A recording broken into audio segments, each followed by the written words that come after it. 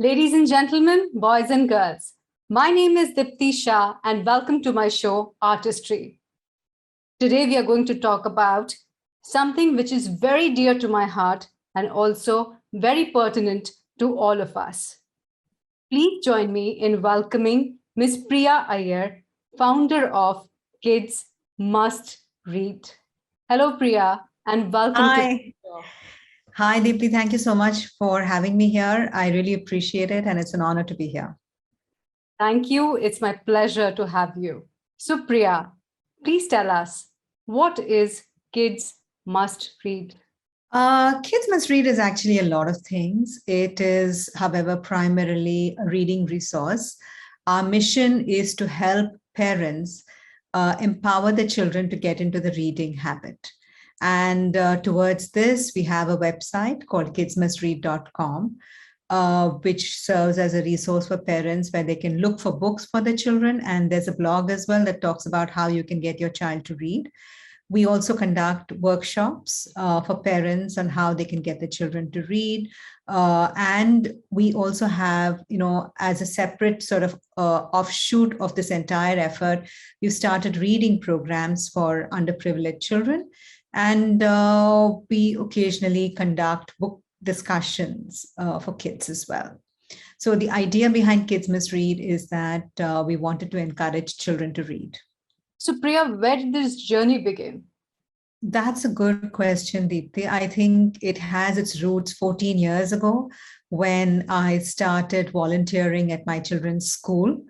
And I began to notice that children read less and less, because I assumed children were reading as much as I was reading when I was a kid, but I found that was not true. And that's when my experimentation began. I began figuring out ways and means in which I could get kids to read, and some were successful, some were not successful. And eventually I set up a book discussion platform in Bombay. And after that, I came into Hong Kong. So when I came into Hong Kong was when I decided to sort of put all the resources that I knew of, including the books that I had curated and reviewed, on a digital platform. And that's how Kids Must Read actually started. It's a COVID baby, actually, because I was so busy with other activities that it's thanks to COVID that I got the mind space to actually look and sit and write all those book reviews. I have something like 200 plus books on the website. It gave me the space and time to write about Kids Must Read. So yes, that's how it started. So, Priya, I understand that this is a solitary effort. It is. But I think, along the way, I have had so many children who I have helped. And each time a child comes to me with a problem, either there is a reading issue or one child of a parent is reading well and the second child is not reading so well, and they come to me with an issue, it has encouraged me to look for solutions for that problem.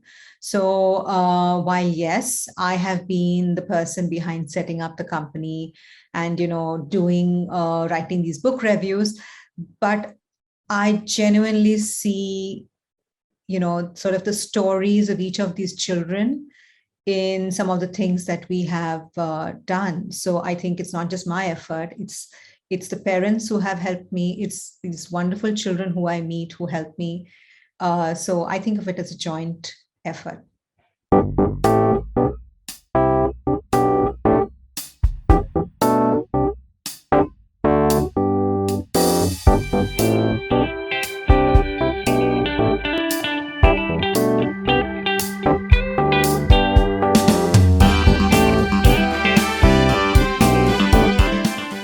Can you explain in details how does your website work?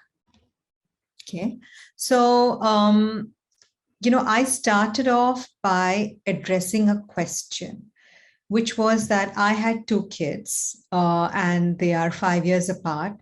And I realized that they read very differently. My older child took to reading like duck takes to water. It was a very natural activity for him, uh, even though he struggled initially with phonics reading. And my younger child, on the other hand, was a typical sort of very active sort of child who would rather play sports than read a book. So, and I noticed a similar pattern amongst the children that I interacted with and the parents that I interacted with. And I would find that every time I would pick up a book for book review, and if you look at the back, the publishers would say for children between the age range of 8 to 12 years. Now, to me, that's a really wide range because an 8-year-old who is an avid reader reads very differently than an 8-year-old who's just starting to get, a grip on phonics. There is no way that that sort of guidance was accurate. I set out to solve this problem. I said, how can I do this where I can recommend to a mother and say that if your child is a 10-year-old avid reader, these books are the right books for your child. If your child is a reluctant, let's say 13-year-old, these books are the right books for your child. So I worked on the back end. I read every single book that is highlighted on my website.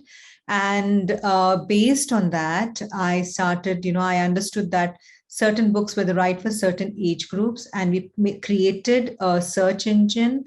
It's custom built so that when you go on the website and say that this is the age of my child and this is the reading level of my child, you will get a personalized list of book recommendations that is perfect for your child. So that is the main feature of the website. And I've heard some, very positive feedback from parents about it. That sounds very, very helpful to me that on your search engine, a child can, come to the website and filter the books according to his age, his choice, that is his reading level, and his choice of genre as well. That's right. I didn't mention that, but thank you for reminding me. Yes. Yeah, there is one more filter. Once you get the books that you want, you can actually filter the books as per the genre. The idea behind this is that children read when they're comfortable with, they're always comfortable with a certain class of books. You start with that, and then you expand the genres that they could look at in terms of reading.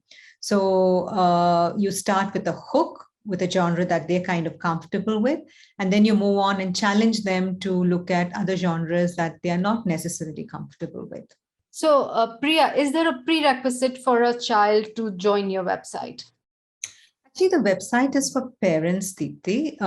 The idea behind that is that, parents are the ones who have to be active sort of participants if they want their child to read these days. When I was younger, we just went and picked up books from the library. But these days, children have so many distractions in terms of social media that unless the parent sort of takes an active interest in trying to get the children to read, it's very rare that a child's reading habit will be built. There are the outliers who will read in spite of very little or no encouragement, but most children these days need their parents to come in. So there are no perquisites as such for anyone to come in. Our website is completely free for parents. We are a social enterprise. And the only thing you need to kind of come there with is the intention and the desire to have your child to read some really beautiful books. That's very wisely put and a very important point for the parents to note as well. Thank you. So, I would like to reiterate that there are no charges to join your reading program. There are no charges at all.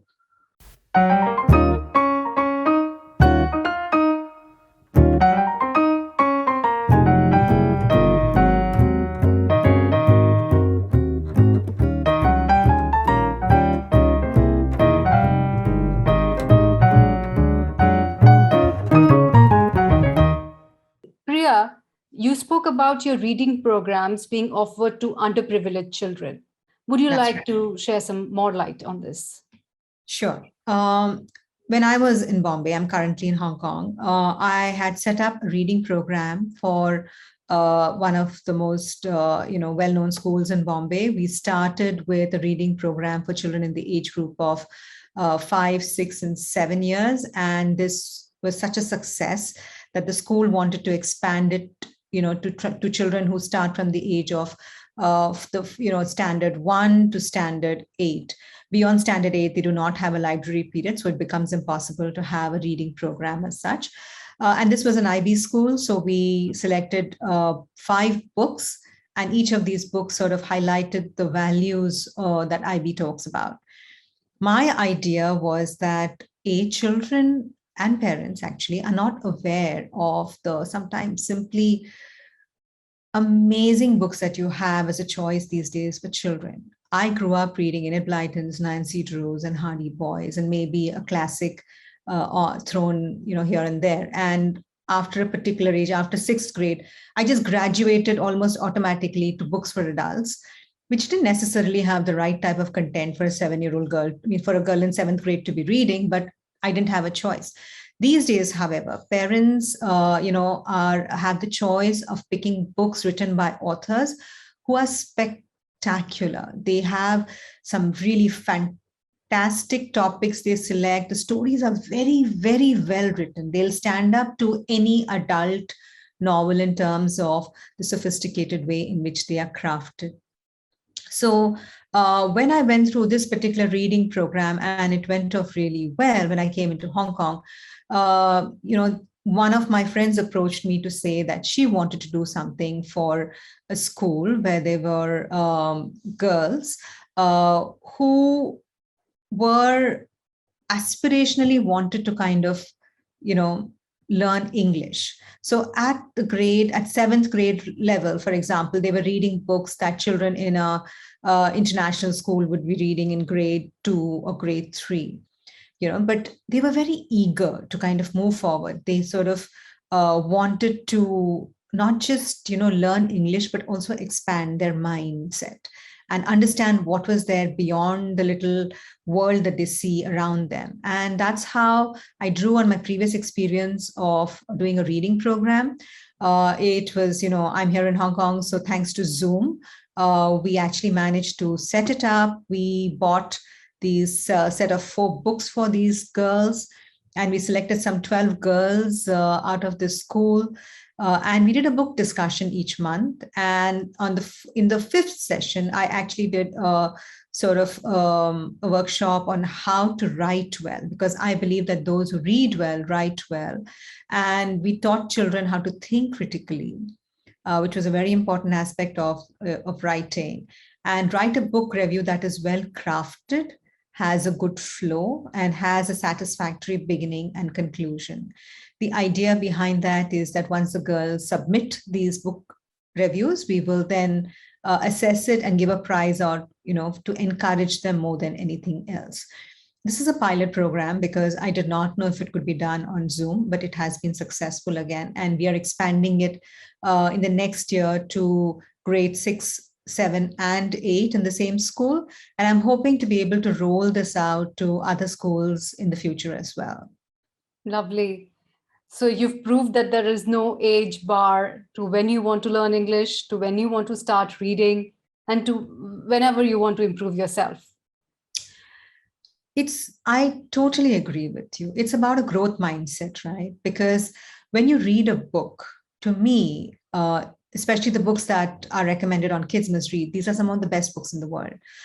They will teach you about how a child somewhere in the world is facing what seems like an almost impossible problem and how they address it.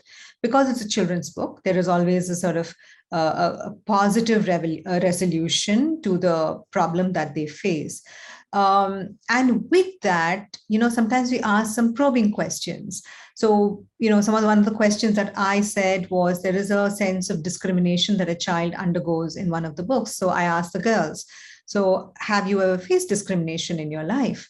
And they said, yes, we are aware of, discrimination because of the color of your skin, because you're younger, people don't take us seriously. So I said, why? What about gender? Has anyone ever told you that you cannot do something because you're a girl? And there was silence for, I think, a few seconds. And then the girls started sharing their stories about how a neighbor or, an adult somewhere had said, you can't do this because you're a girl. And mind you, these are all girls who are very smart and bright, but they needed that encouragement. So that gave me sort of an avenue to talk to them and say, you can do whatever you want. Education is the key for you to kind of move on and move ahead in life, right? So each time there is an opportunity like this, I feel I can almost see the penny drop in their head. And I can see that there is a shift in the way they look at things. And for me, that's the true joy of doing this entire exercise.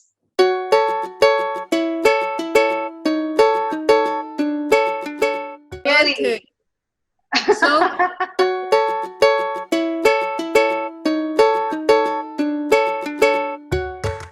So it was wonderful session, Priya. Thank you so much. And we are looking forward to remain connected with you.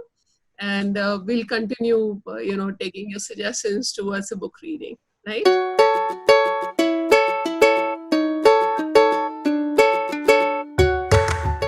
Priya, on a lighter note, today the word should is also being frowned upon. We are talking about a word called must. Yeah. How would you explain that? That's a good question. In fact, nobody has asked me that question before, and I'm glad you have. So, the genesis of kids must read is actually from research that I picked up on, from this particular organization called National Literacy Trust in the UK. It talks about how children these days are reading just about 2 books in a month. This is the lowest level of reading that they've ever seen in the UK. So, one of the objectives behind Kids Must Read is that I want children and parents to come here as a resource. This doesn't have too many books. You will not see, when you kind of go online and look at publishers or any other resource, they'll give you 100 books. Parents cannot sift through those 100 books. I believe that you need, let's say if I were to give you a choice of 30 of the best books in the world, that's covering 1 year of your child's reading life effectively. So kids must read at least these books is my hope, which is why we have this thing of kids must read. And I believe that if you read the books that are recommended there, it's not an exhaustive list because there are a number of wonderful books out there that I haven't read yet. And there are new books coming out each day, which are truly fantastic. But as a start, it's a great place for you to, use this as a base to give and present your child and give them the choice of some really very, very good books, which I guarantee they will really enjoy reading.